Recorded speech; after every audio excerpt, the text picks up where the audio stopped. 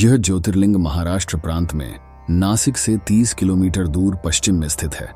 इस ज्योतिर्लिंग की स्थापना के विषय में शिव पुराण में यह कथा वर्णित है।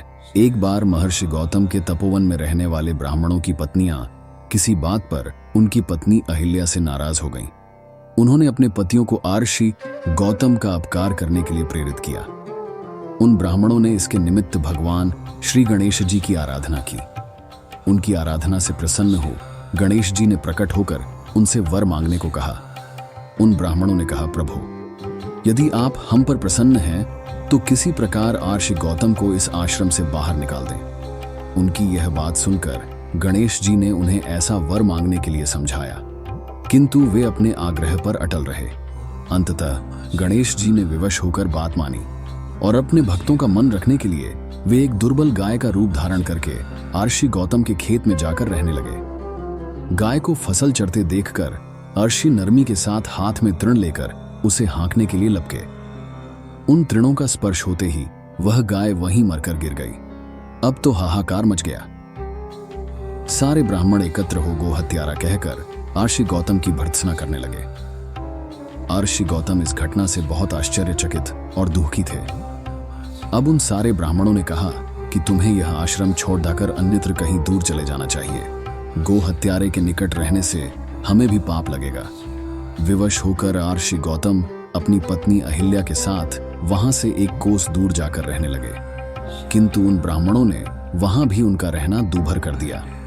वे कहने लगे, गो हत्या के कारण तुम्हें अब वेद पाठ और यज्ञादि के कार्य करने का कोई अधिकार नहीं रह गया।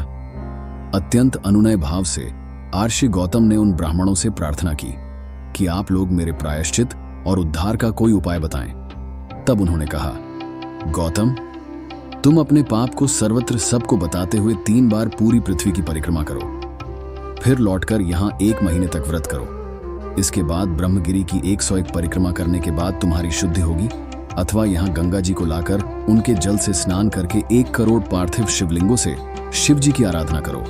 इसके बाद पुनः गंगा जी में स्नान करके इस ब्रह्मगिरी की 11 बार परिक्रमा करो। फिर 100 घड्डी ड्याहों के पवित्र जल से पार्थिव शिवलिंगों को स्नान कराने से तुम्हारा उद्धार होगा। ब्राह्मणों के कथनानुसार महर्षि गौतम वे सारे कार्य पूरे करके पत्नी के साथ पूर्णतः तल्लीन होकर भगवान शिव की आराधना करने लगे। इससे प्रसन्न हो भगवान शिव ने प्रकट होकर उनसे वर मांगने को कहा। महर्षि गौतम ने उनसे कहा, भगवान, मैं यही चाहता हूं कि आप मुझे गो हत्या के पाप से मुक्त कर दें। भगवान शिव ने कहा, गौतम, तुम सर्वथा निष्पाप हो। गो हत्या का अपराध तुम पर छल पूर्वक लगाया गया था। छल पूर्वक ऐसा करवाने वाले तुम्हारे आश्रम के ब्राह्मणों को मैं दंड देना चाहता हूं। इस पर महर्षि गौतम ने कहा कि प्रभु, उन्हीं के निमित्त से तो मुझे आपका दर्शन प्राप्त हुआ है। अब उन्हें मेरा परम हित समझकर उन पर आप क्रोध न करें। बहुत से ऋषियों, मुनियों और देवगणों ने वहां एकत्र हो गौतम की बात का अनुमोदन करते हुए भगवान शिव से सदा वहां निवास करने की प्रार्थना की। वे उनकी बात मानकर वहां त्र्यंब ज्योतिर्लिंग के नाम से स्थित हो गए। गौतम जी द्वारा लाई गई गंगा जी भी वहां पास में गोदावरी नाम से प्रवाहित होने लगी। यह ज्योतिर्लिंग समस्त पुण्यों को प्रदान करने वाला है। खास सीरीज ज्योतिर्लिंग यात्रा अगली वीडियो में जारी रहेगी। इसके लिए हमारे चैनल को सब्सक्राइब, वीडियो को लाइक, शेयर और बेल आइकन दबाना ना भूलिएगा, ताकि आपको हमारी नई वीडियो का अलर्ट मिल सके। मिलते हैं आपसे अगली वीडियो के साथ। तब तक के लिए